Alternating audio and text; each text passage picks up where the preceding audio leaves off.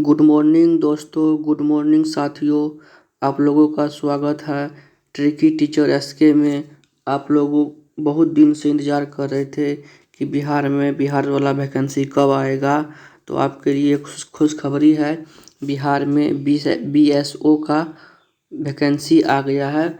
और ये BSSC में BSO क्या होता है, इसके बारे में हम आपको पूरा डीपली जानकारी देंगे।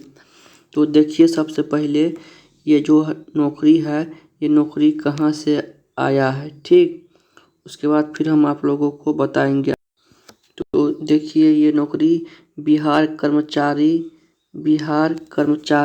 चयन आयोग द्वारा रिलीज किया गया है। कौन सा?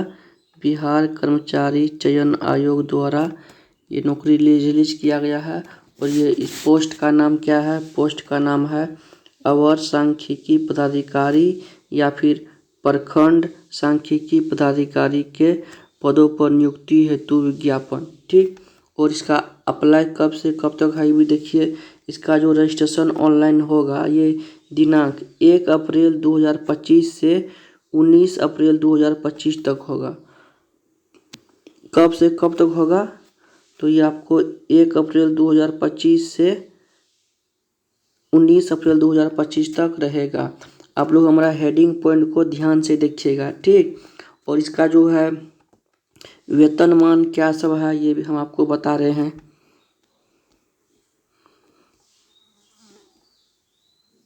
इसका योग्यता क्या है, सब हम आपको बता रहे हैं। देखिए, इसका जो नाम क्या है, अवर सांख्यिकी पदाधिकारी या प्रखंड सांख्यिकी पदाधिकारी। इसका जो है वेतन स्तर कितना है, पे लेवल कितना है, ये वेतन स्तर इसका 7 पे लेवल के वेतन होगा। इसका जो है करीब वेतन आपको 80,000 के लमसम होगा। कितना होगा? 80,000 के लमसम इसका जो है वेतन रहेगा। कितना रहेगा? 80,000 के लमसम। और ये सब वैकेंसी आपको बहुत दिन के बाद देखने के लिए फिर मिलेगा, ठीक। अब इसके देखिए, इसका योग्यता क्या है।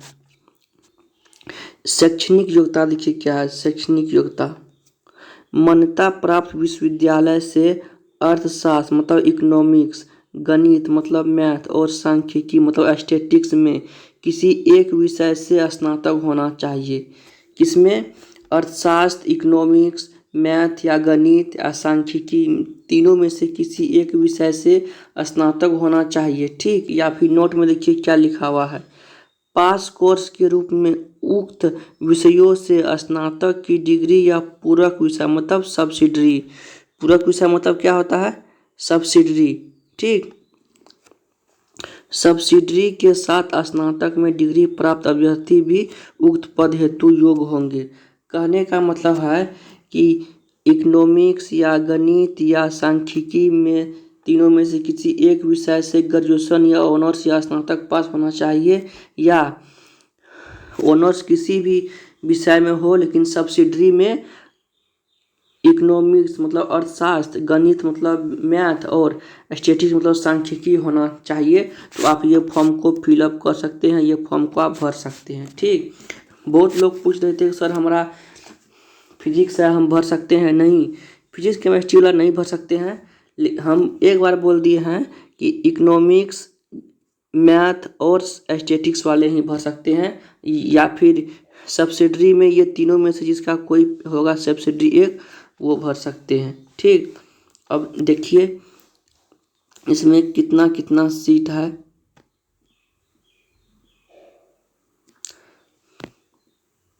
देखिए, इसमें जो है आपको कुल मिलाकर 682 रिक्तियां हैं। कितना रिक्तियां हैं? 682 रिक्तियां हैं, जो कि कोटिवार निम्न विवरण इसका दिया गया है, ठीक। देखिए आपकी किसमें कितना है। एक नंबर में देखिए दिया गया है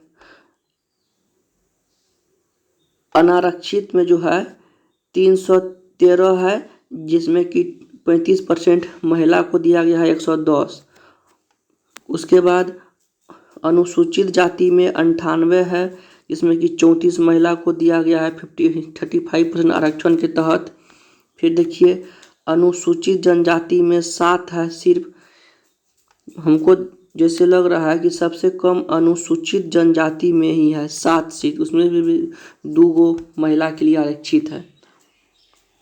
उसके बाद देखिए 4 नंबर में दिया हुआ है अत्यंत पिछड़ा वर्ग के लिए कितना है 112 है, जिसमें से कि 39 महिला के लिए है। ठीक, और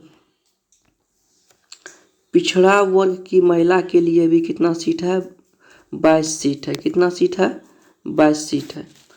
और लास्ट में देखिए आर्थिक रूप से कमजोर वर्ग, आर्थिक रूप से कमजोर वर्ग के लिए कितना सीट है 68 सीट है, जिसमें भी कि 24 सीट जो है महिला के लिए है। ठीक, कुल मिलाकर बात करें तो 682 सीट है, जिसमें से कि 231 सीट महिला के लिए है। ठीक, अब देखिए इसमें भी ध्यान से देखिए, इसमें भी स्वतंत्रता सेनानी के पोता पोती नाती नातिनी हेतु आरक्षित पदों की संख्या, इसमें जो है स्वतंत्रता सेनानी के लिए जो है कितना सीट दिया हुआ है 14 सीट दिया हुआ है। कितना सीट दिया हुआ है 14 सीट दिया हुआ है। ठीक, और दिव्यांग अभ्यर्थी के लिए भी आरक्षित पदों की संख्या जो है यहाँ पे निम्नलिखित है, जो कि यहाँ पे दिया हुआ है।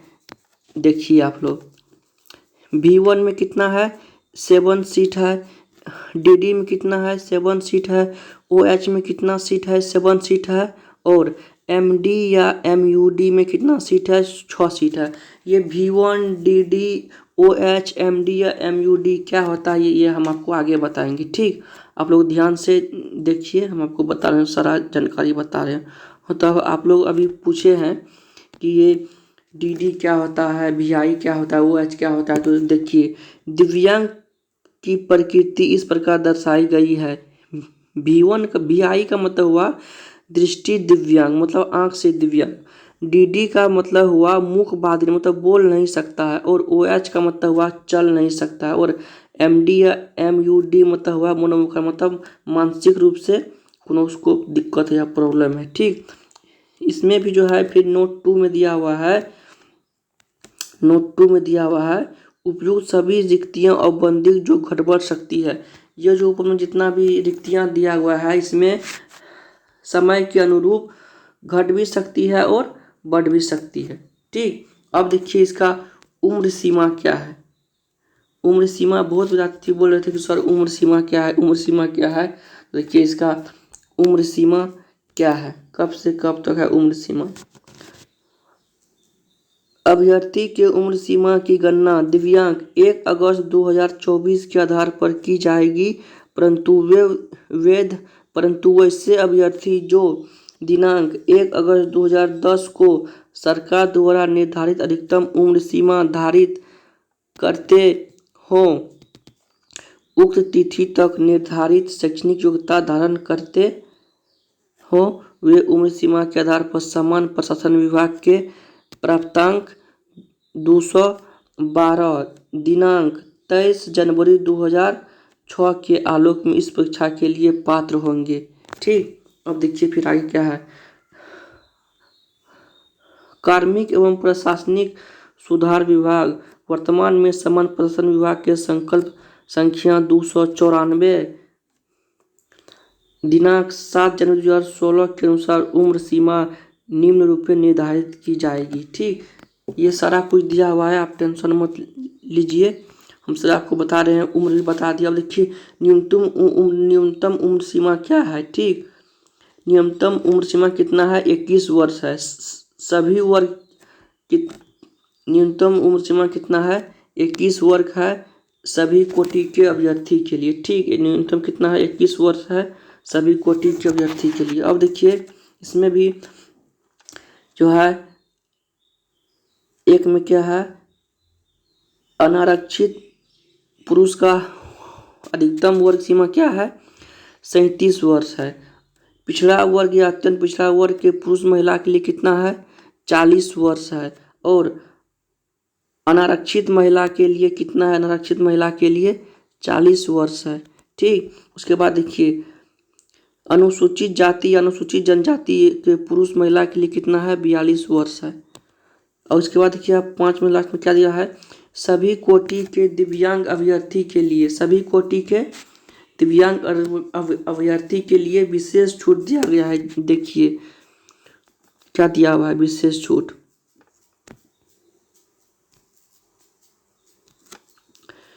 उपयुक्त क्या दिया हुआ है अभी हमको बता रहे हैं। उपयुक्त कोटिवार अधिकतम उम्र सीमा के अतिरिक्त 10 वर्ष की छूट, मतलब जितना इसमें उम्र दिया उससे भी सबको 10 वर्ष अधिक छूट मिलेगा। ठीक, अब फिर आप आगे देखिए क्या दिया गया है। हम आपको कम समय में बहुत सटीक जानकारी बहुत ही जल्द दे रहे हैं। अब आप लोग कुछ स्टूडेंट पूछ रहे थे कि सर इसका चयन प्रक्रिया क्या है, चयन प्रक्रिया क्या है, तो हम आपको इसका चयन प्रक्रिया के बारे में भी बता रहे हैं। इसका चयन प्रक्रिया क्या है। ठीक, तो देखिए चयन की प्रक्रिया। चयन हेतु अभ्यर्थी की मेधा सूची निम्न प्रकार तैयार की जाएगी। ठीक, यहाँ देखिए क में क्या दिया हुआ है। लिखित परीक्षा में प्राप्त अंकों की अधिमानता कितना है, 75 अंक का प्रश्न रहेगा। अब देखिए इसमें भी कुछ बात दिया हुआ है। इसमें भी जो लोग संविदा के आधार पर कार्य करने के लिए निम्न अधिकतम मान्यता तभी मान्य होगी जब उसी पद पर संविदा नियुक्ति की गई हो। कहने का मतलब है कि इसी पद पर कुछ वर्ष से कार्यरत जो अभ्यर्थी होंगे उसके लिए एक विशेष छूट दिया गया है। तो क्या दिया गया है देखिए, प्रति कार्यरत वर्ष के लिए 5 अंक जिसकी अधिकतम सीमा 25 अंक की होगी। किसी वर्ष के अंश के लिए कार्यरत दिवसों की संख्या में 5 से गुना करके पश्चात 365 से भाग देकर प्राप्त अनुपातिक अंक जोड़ा जाएगा। ठीक, कितना अंक दिया जाएगा, 25 अंक दिया जाएगा, जिसमें कुल अंक कितना हो जाएगा, 100 अंक हो जाएगा। ठीक, कहने का मतलब हुआ कोई अभ्यर्थी जैसे 1 साल से काम कर रहे हैं इस विभाग में तो उसको 5 नंबर दिया जाएगा, 2 साल से कर रहे हैं तो 10 नंबर दिया जाएगा, 3 साल से कर रहे हैं तो 15 दिया जाएगा, 5 साल से कर रहे हैं तो 25 दिया जाएगा। लेकिन 25 से अधिक नहीं दिया जाएगा, चाहे कि वह 5 साल के बाद 6 साल हो, 10 साल हो, 15 साल हो, अधिकतम 25 अंक ही दिया जाएगा। ठीक, यहाँ तक आप लोग समझ गए होंगे। अब फिर देखिए हम आगे आप लोगों को बता रहे हैं।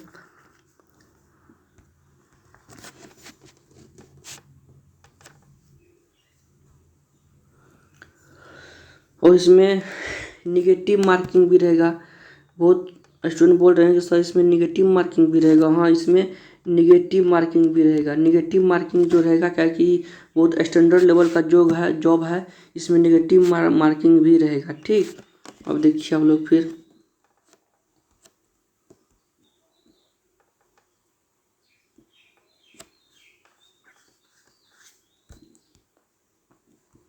ये सब उतना जरूरी नहीं है आप लोग। हाँ, अब बहुत स्टूडेंट बोल रहे थे कि सर इसका फीस क्या है, तो देखिए हम इसका फीस के बारे में बता रहे हैं। परीक्षा शुल्क क्या है, परीक्षा शुल्क देखिए, समान वर्ग पिछड़ा वर्ग अत्यंत पिछड़ा वर्ग के पुरुष अभ्यर्थी के लिए इसका फीस कितना है, 540 रुपया है। कितना रुपया है, 540 रुपया जो है वो कटेगा, ऑनलाइन ही कटेगा। फिर उसके बाद देखिए अनुसूचित जाति अनुसूचित जनजाति एवं बिहार के स्थायी निवासी के लिए कितना है, 135 रुपया है। कितना, 135 रुपया है। ठीक, फिर देखिए सभी श्रेणी के दिव्यांग के लिए, चाहे वो अनुसूचित जाति हो चाहे जनजाति हो, उसके लिए 135 रुपया है। सभी श्रेणी की महिला सिर्फ बिहार के स्थायी निवासी के लिए जो है उसके लिए भी 135 रुपया है। ठीक, और देखिए लास्ट में क्या दिया हुआ है, बिहार राज्य के सभी श्रेणी के अभ्यर्थी पुरुष व महिला हेतु 540 रुपया जो है इसका फीस दिया हुआ है। ठीक, अब देखिए हम आप लोगों को फिर आगे बता रहे हैं और क्या सब होगा। इसका जो है ऑनलाइन फॉर्म जो है क्या रहेगा, कैसे रहेगा, कब स्टार्ट होगा, ये हम आपको अभी बता रहे हैं। ठीक,